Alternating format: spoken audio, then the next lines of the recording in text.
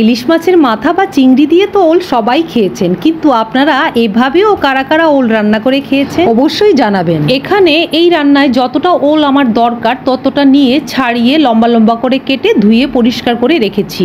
এবার ওলটাকে গরম জলে সামান্য নুন দিয়ে ভাপিয়ে নেব।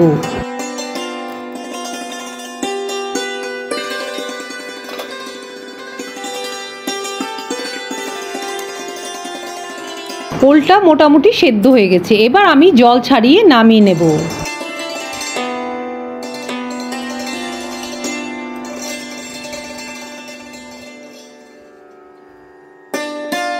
এবার এখানে নিয়ে নিচ্ছি 1.5 চামচের মতো সর্ষে আর পছন্দের ঝাল অনুযায়ী কাঁচা লঙ্কা, এগুলোকে একসাথে মিক্সিতে পেস্ট করে নেব।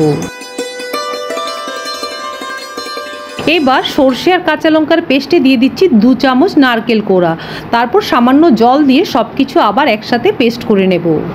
এই যে আমার পেস্ট একদম রেডি। এবার এদিকে দিয়ে দেব কড়াইয়ে সর্ষের তেল। তেল গরম হয়ে গেছে, এবার দিয়ে দেব সেদ্ধ করে রাখা ওলগুলো।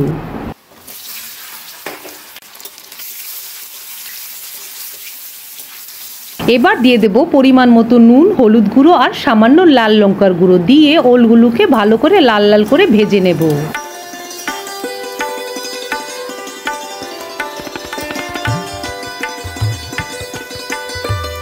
ওলগুলো খুব সুন্দর ভাজা হয়ে গেছে, এবার আমি নামিয়ে একটি বাটিতে রাখবো।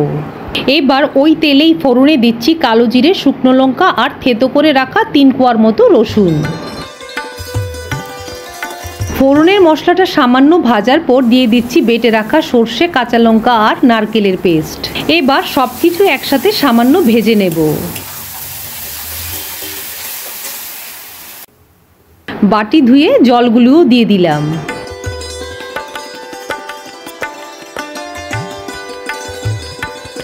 ঝোল ফুটতে শুরু করেছে, এবার দিয়ে দেব ভেজে রাখা ওলের টুকরোগুলো দিয়ে সবকিছু একসাথে ভালো করে মিশিয়ে কিছুক্ষণের জন্য ঢেকে দেব।